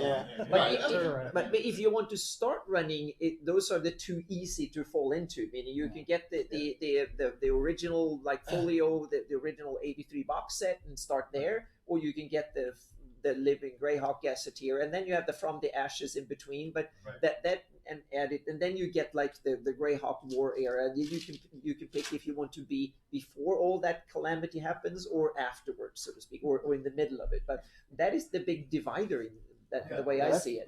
Yeah. I think Paizo Hawk did a big favor, and a lot of people make start Ninja Worms and then that's right at the tip end of the Living Greyhawk era. Or if you wanted to become well known, you pick 585 and do what nobody else does. There you go. They would make a name for you. Yeah. You can even run historic Greyhawk if you want to, meaning the exploration and founding of the Great Kingdom, expanding westwards. I just ask because there seems this gap between there is 580 and then Greyhawk Wars. Yep. There's a lot that had to happen before the war. Yeah. What happened there? Yeah. So. Have you read the Dragon Magazine articles that discuss the years of the events in the those are great. Yeah. And you can tell that Carl Sargent, because those were written by Gary the years leading up to where he was then departed from the company. and you can tell that Carl Sargent read them too, because he took a lot of those cues and then spun them into his version that with From the Ashes and so on later.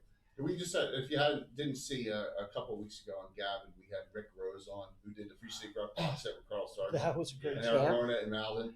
And we learned a lot of stuff, and they pulled things from the Gary books and from a lot of those articles, and just amazing. And they wrote that in 2 days.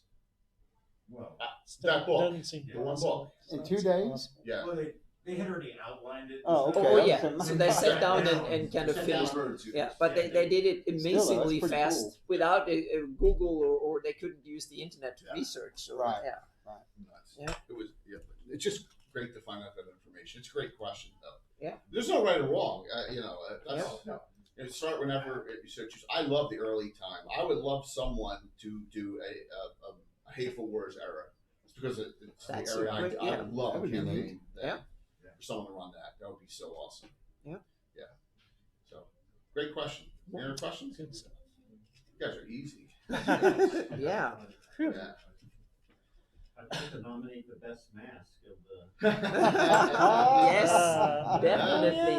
Yeah. Wow. Boy, that's fancy. Where did that Greyhawk come mask. Yeah. from? Is it part of the Darlene map? Is that the Peninsula at the bottom, what's that? Oh, the Scarlet Brotherhood. The Yeah. Scarlet Brotherhood. And I think the other part is getting over into the, soul? Yeah, Realm of Raiders. yeah. Wow. All right. What do you all hope to see? General could be a general, like, want to pick your brain. WotC opens it up, or more stuff. Is there anything you all obviously are here for, like, the new to Greyhawk, right? Yep. You have any question about, like? What do you want to see Yes. or miss or something or looking I guess for? I don't know if it's been addressed yet with WotC. They have the new CEO. Yeah. Is everything going to be an open gaming license? You got Dragonlance, you got Spelljammer. Right. Yeah. I mean, we can get into Dark Suns. We can get Greyhawk. I mean, really, what's going to happen is, are they going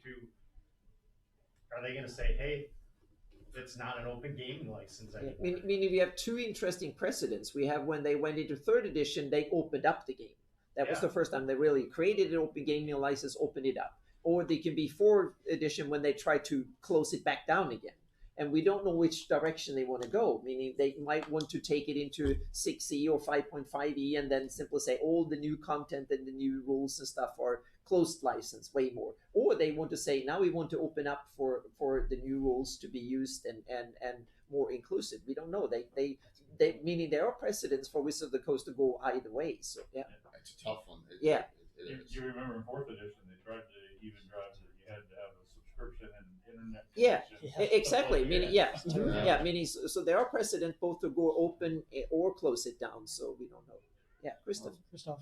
So you asked about what we want to see. What are your hopes?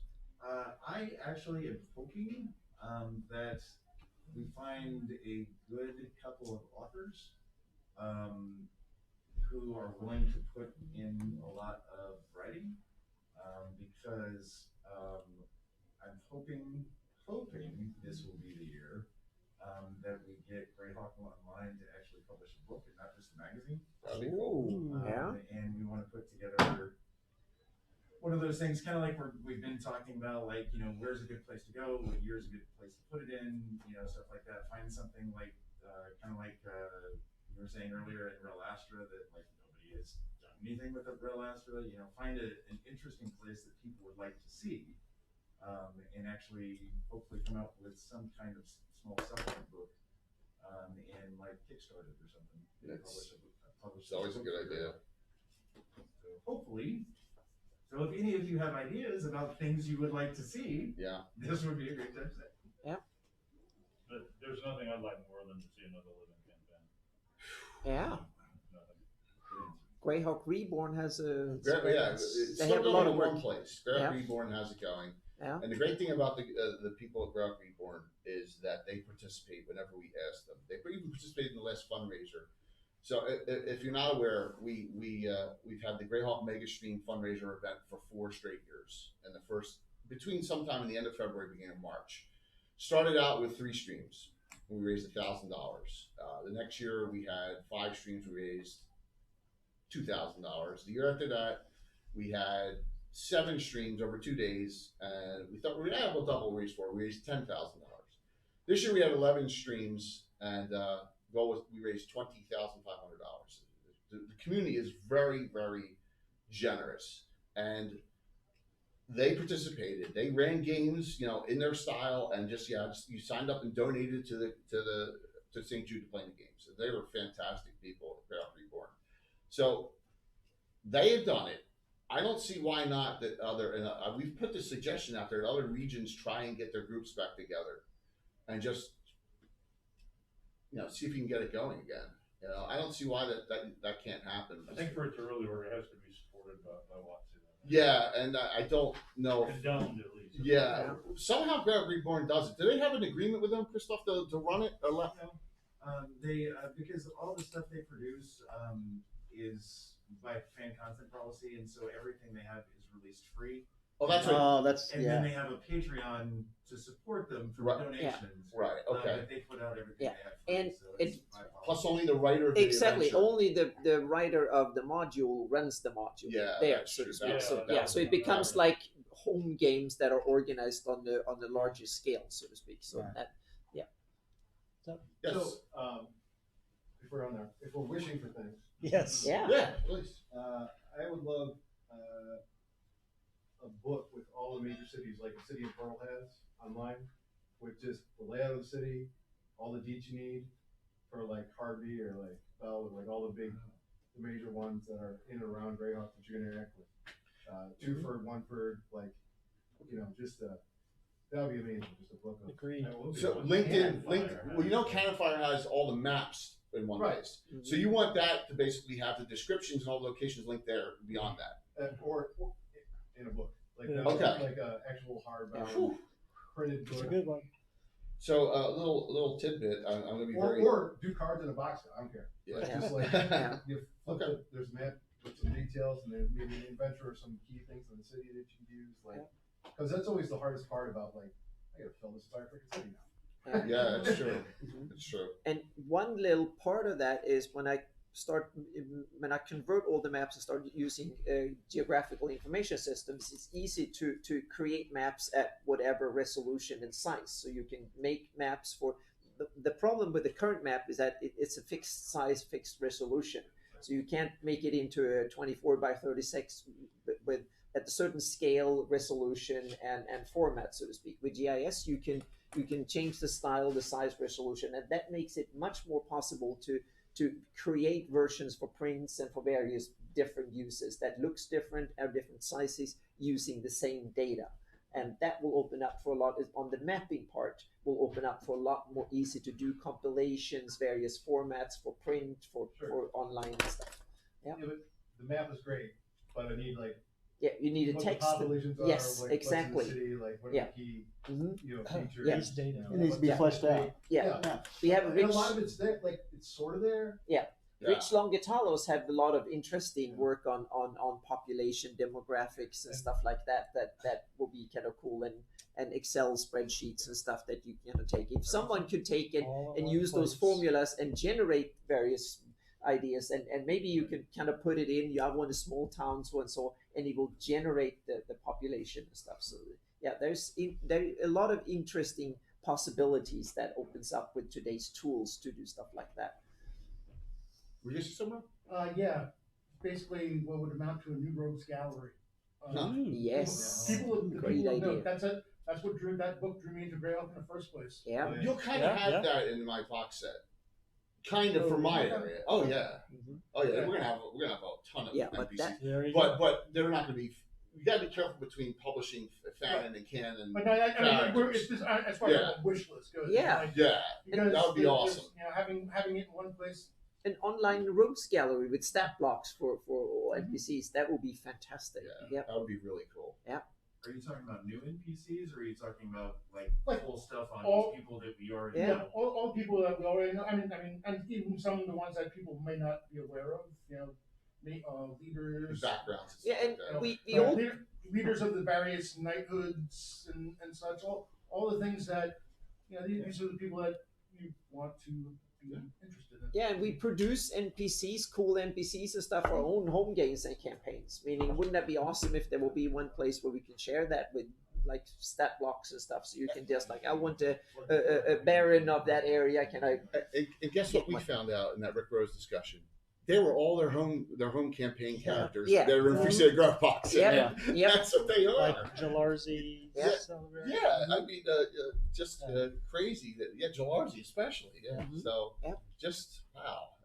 And that's where the ideas come, and they're the best ideas, right? They're the ones that because they're played and they're being utilized. So that's a great point. That's a great point, Rob. Yep. Absolutely. Appreciate it.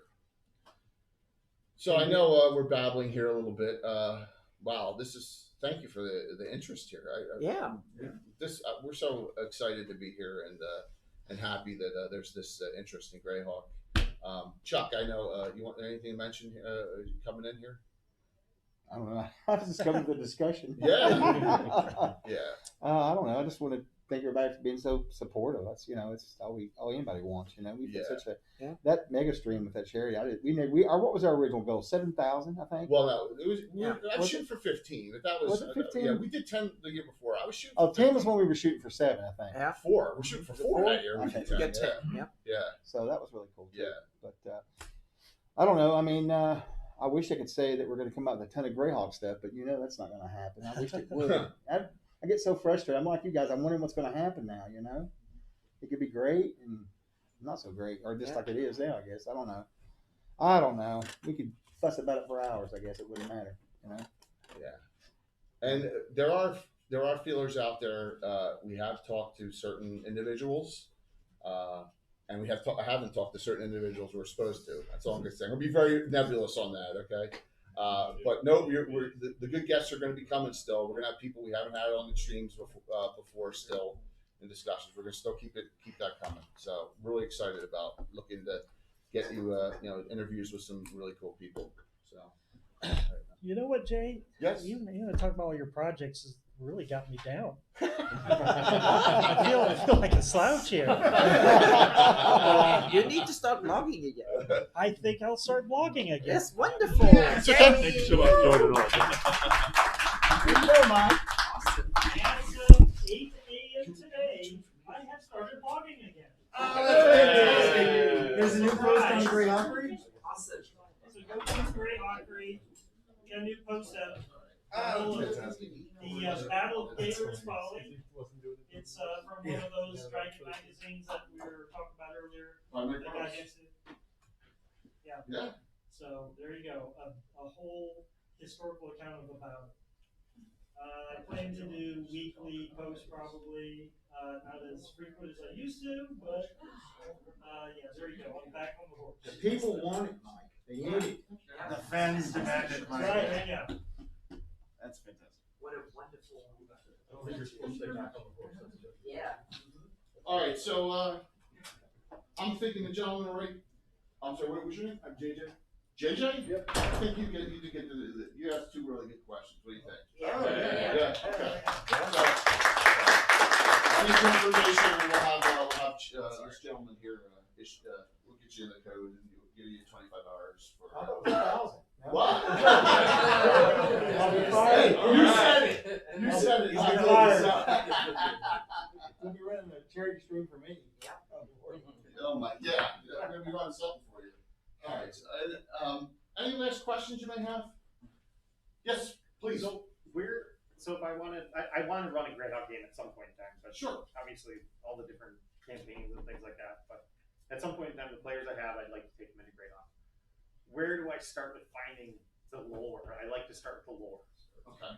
We need to, and this is one thing I should have done is put a sheet up with all those connections. So what we need to do, there's a site, and it should be on tabletop events, as a matter of fact. Let me go there right now.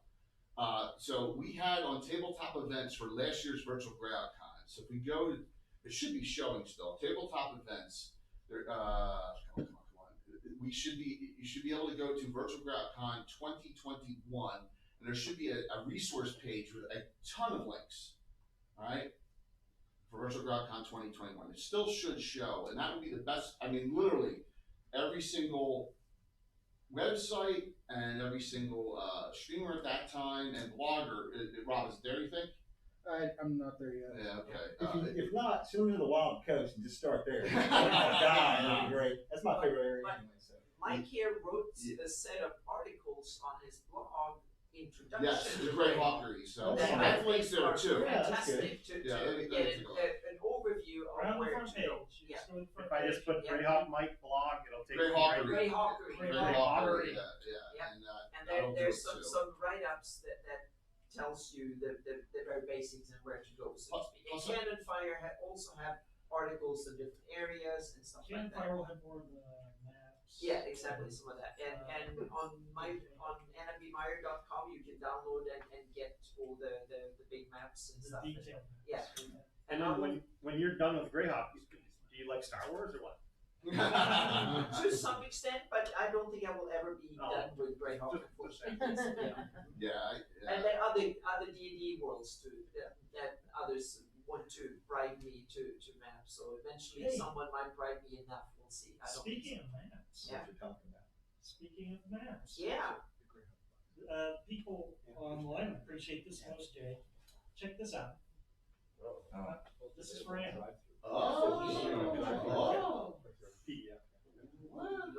Look at this. Wow. This is awesome. That is fantastic. There's a hand-drawn map So that's a map of the Flannis. Yep. From it's an ancient Elven map. Yep. And it's so cool because I've taken inspiration from this both a little bit on the public map, but especially on my campaign map. I ran with this. I've been playing with you for almost 40 years and I've never seen that. So it's from a campaign that I did a long time ago that he was in. Yep. But it did not last very long. Mike, is that the Elven Kingdoms, Mike? Yes, it's the Elven Kingdoms map. And I love it. So I kind of took it to heart and started shaping my history a bit from taking inspiration from this. So thank you. This is awesome. So if you go to Virtual GrowdCon 2021, okay, and you go to more, the more button community, you're going to see a whole bunch of resources here. Okay, were you able to find it without logging in? Because I tried searching for it. I don't know. Well, we all should be logged into tabletop events. Oh yeah, that's what So, but it has, Anna's on here, Mike's here, Greyhawk Musings, Melcott, Greyhawk Stories, Greyhawk Grinder, Paul the Mountain King, Grodog site. We've got Alan Grody. Yeah. So we should mention something too. If you want to start getting started, Drive Through RPG have the old stuff as PDFs and stuff downloads. You can get for like $10, $15. You can get like the old AV3 box set as PDF from the Ashes City of Greyhawk box set, etc., and stuff. So search Greyhawk on Drive Through RPG, and you will find that as PDFs a lot of the old products, and they're really good scans, and they're also searchable. So they're OCR, so you can search and stuff. Plus, we give away a ton of them reprints on our shows. Yes. Yeah. We do. And I'm going to give everyone who wants on the card so you can reach out to me anytime with questions, and I'll direct you to wherever you need to go. But yeah, right here's the best resource page there is. I mean, if you look at that page, it has got probably 25 links on it to bloggers, websites. Josh Pop. Now we have to. Sorry, I mentioned another resource, that's Greyhawk Online. Christoph that sits down there has tons of stuff in the Greyhawk wiki. So once you start getting into it and say, I want to run an adventure in the Wild Coast, for instance, you can, when things pop up, you can go to Greyhawk, the wiki and find out the stories. You'll spend more time on the wiki. Exactly, and you find so many rabbit holes there that you will never return. Isn't that the way all wikis are? Like, oh yes, but the Greyhawk wiki in particular. So, congratulations, you run one around. Yeah. I run a rabbit hole suit. Okay, more questions and stuff here. So I'll see if I have any more. It goes to show you that there's actually a necessity for an introduction to Greyhawk by people who don't otherwise know. Everybody in this room, for the most part, knows everything about it. We know, but there's not one website that I'm aware of that just breaks it down for the newbie, for the person who wants to get into it. Because this discussion like if I didn't know already, I'd be overwhelmed at the amount. That's true. That's a great idea. So point. that is a great niche for someone who wants to get fame. Cannon Fire did a good tour. If you want to decide where to start, which region, they did a nice overview of different areas. I think Jay, you wrote some of Well, entries for that. I did a couple of shows on, especially on Gavin, like where to start as a low level DM. Like, you know, do you want to go to Saltmarsh? Do you want to go to Greyhawk? Here's some entry level easy adventures to get into. So I did do some of that as well. So and the good thing is that the people are there to help. You know, there's people on both websites and both Discords that'll, you ask those questions, they're going to help you out. You know, but we just need to relay that information out to everyone. That's the tough thing. You know, just to get that information out. May want to mention temperature view. Because otherwise we're going to So, I'm sorry, in the glasses on the far side? Yeah, Derek? Derek? Yeah. And Dave. Derek and Dave, I would actually love to talk to you both after the seminar, because y'all have some really good questions about how to start, where do you go, you know, what is, you know, and I would actually like a little bit of insight, because we have some resources on Greyhawk Online that are like low-level adventures or places to start or things, but we haven't had a lot of feedback on what a new player needs. And you're both saying things that I'm very interested in to have that kind of perspective. Yeah, absolutely. So, and a lot of that talks edition list too. It's about the content of Greyhawk.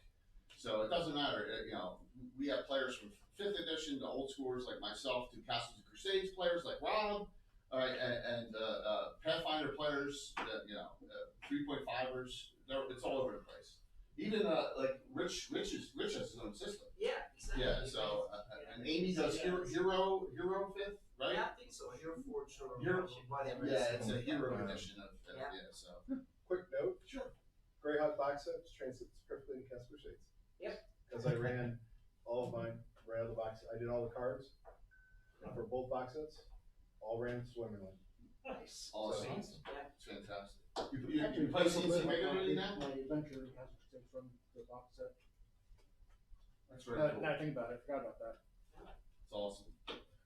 So hopefully, got some information out what's going on in Greyhawk. You know, we're always here every Wednesday night, 8 o'clock Eastern. You know, and then I have Gavin if you're interested in general campaign discussion and maybe some off the beat track and some good guests every now and then on Gavin. That's 7 o'clock on Sunday evening. The next big game, Saturday night special game I have is it's got the Slav Squad. I did not name them. The ladies named that group. All right, I know Dale sure it drives him crazy, but it's a bunch of female streamers and Josh Pop, who if you all saw Josh at the desk, right? And Josh is running things. He's doing an unbelievable job. I mean, he's going nuts here, getting everything organized. So does he he's get out of that? I don't know. He will be in there. So, yeah. But note that we had last special game. I agree. I didn't agree with playing our Greyhawk game. Is that crazy? You think about it, Ed. So I had Ed and Todd Stash with the actor playing, and what a great game. And we've had Luke Gygax on recently. We've had Eric Mona playing recently. We're just gonna keep on doing that. You know, Eric Boyd's been on every game, and Eric is like the grandfather of the specialty priest. Just done some amazing content. Wrote a lot of stuff in Polyhedron for some Crusader classes. A lot of people know about for Greyhawk deities. So there's a lot of of those. I'm just gonna keep on pushing to get these people into games too, because it's really interesting. And fun. I have a blast DMing for them, so we'll keep that going. So we appreciate your support, really do. Yeah. Thank you, because like I said, it'd just be 3 of us sitting here doing if there was no one watching and no one asking questions. So thank you, audience. Yes. Last question. I know we're getting ready to go, but I'm going to do something that you almost always do to your guests on your show. I'm going to put you on the spot. Okay. So you talked about Altamira coming out from Troll Lords and stuff like that. I would absolutely love to see an Altamira spot before that book comes out and put in the OJ and kind of promote the new Altamira book and use it as the translation thing for Greyhawk. You can put some of the stuff and let us know, kind of give us a preview of maybe what's going to come out in the book before it gets published. Kind of like Dragon 72 Cavalier for Honor King. Yeah, there you go. That's not bad. I would love to see you in OJ again. We can do that, absolutely. No problem. Note that we're in the initial phases on it, and the goal is to have it here for publication next year. In the next year. Yeah, it's not necessarily the next issue, but sometime in the next couple few issues. On it first. We have something. Yeah, I got a lot of chicken scratch in multiple notebooks, and I'd love to see it converted in. And plus, we haven't signed any little documents with Charlotte yet. We're finalizing that. Once that's done, we're good. What's that? It's in the bag. It's in the bag. So, anything in closing, Adam, Mike? It's great. It's great just stuff. have to thank everybody for helping out and being such an awesome community. And I wouldn't be able to sit in Map and anywhere near as much if it weren't for all you guys to help support me to do this. So thank you so much. Yeah. Thank you for your time. Enjoy the rest of the con. A great turnout, even though we got put into this smaller room. I think it worked out just right. Works out pretty good stuff. Yeah, it was good. Everyone, I know everyone online could hear everyone. Oh, they even moved the mic. Forgot to move it back. Yeah. So thank you for your time. Enjoy the rest of the con. Yeah.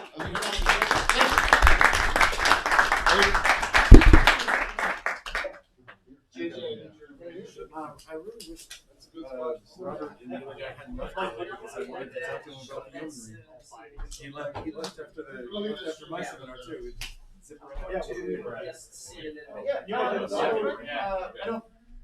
don't have to run home right now. Yeah.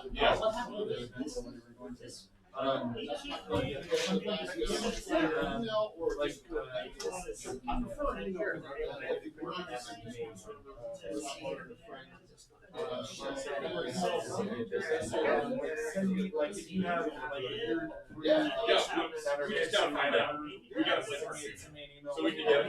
It's not a big deal. So 8 Saturday we get to see it. I'll make sure that what is it? I don't know.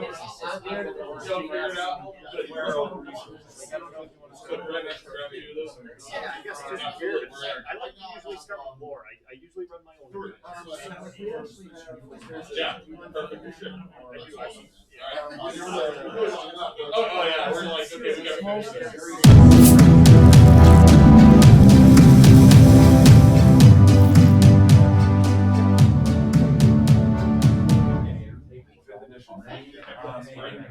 Oh yeah, check that out. So nuclear just started off that. And so he wrote three articles. He wrote a short. I would never do Latest. And I did the calculation and I thought about 80 terabytes. But I had 40 terabytes in my hard drive now, so that's 13. We have 6 o'clock. So we got plenty of time. Now why is it? We got to spread out.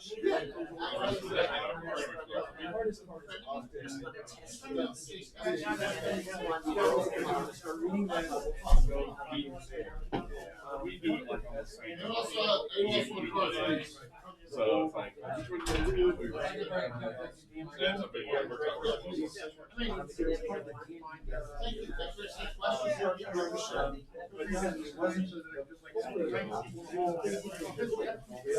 Jump right in, exactly. Thank you online. Absolute basics of it. Like it gave you a brief description, a couple paragraphs of information. It gave you a brief, like 1-page report, and like it was the simplest format here. And basically, what it did is we have an introduction. There's also they took excellent to that point. I need to try to slow down. Almost identical to that. Yeah, Mike. All of us consumers.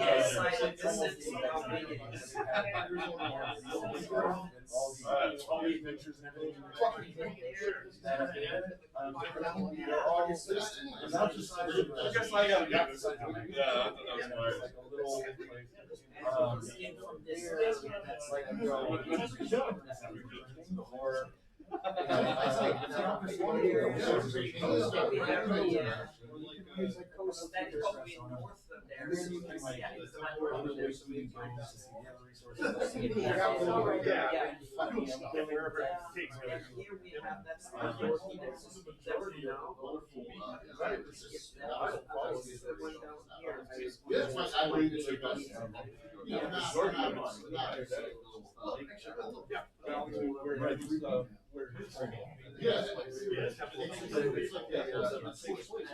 Yeah, the largest majority are like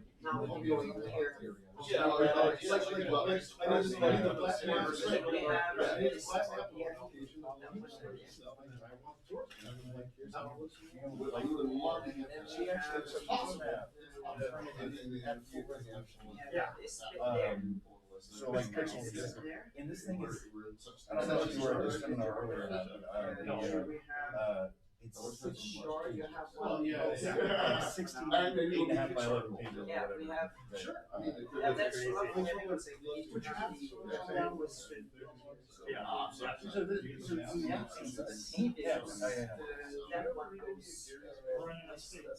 Oh, I have. That would be the other. Yeah, we need a couple more tables. So let's see. Oh yeah, that's something that's. If you're a reader, they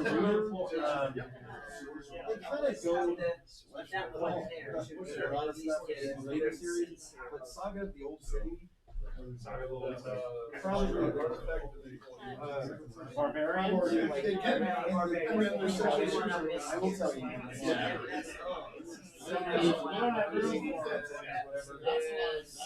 Fantasy fiction is very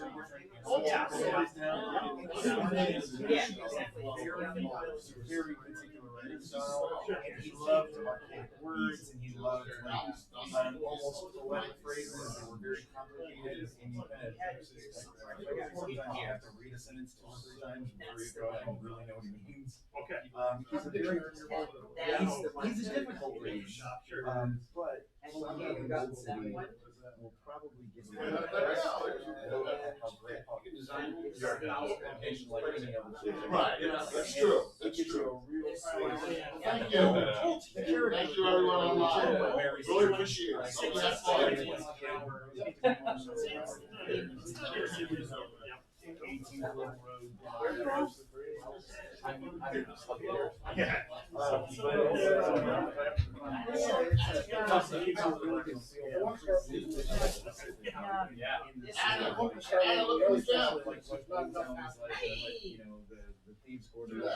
Put that one there. Yeah, this is it's not anywhere near but I have but this is kind of gives the scale of it. Scheduled for the entire I think this is the only version of the map that is printed It's way too resolution. Kids like It's like 64 bit pieces, I think. know you're good. It's like So we need a wall that is. Bring this. While people are walking over to the table and carry them like work. Yeah, it's work. Like industrial. If you want to just sit down with coffee, or if you want to just grab a seat in the hallway, whenever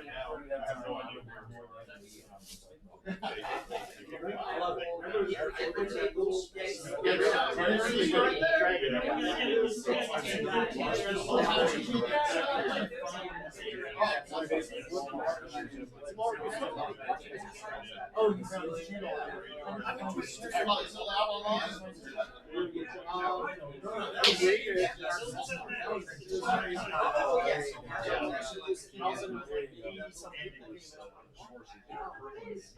Yeah. Well, and he averages like shooting like hours and Hey, Michael, we just finished up. And we were told it's kind of like How many times have you seen this Gen Con over the years? and they go, what is going on? And like suddenly people were like search chats. The shields. Everyone hits the damn shields. But senior grade, which is just incredible. And I just know it's I have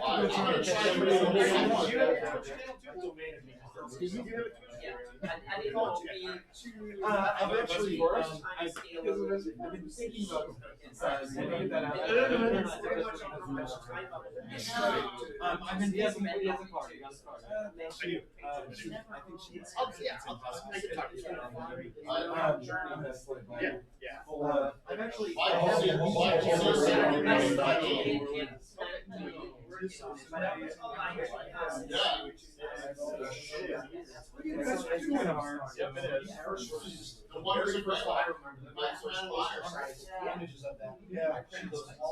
I've never seen it in real life.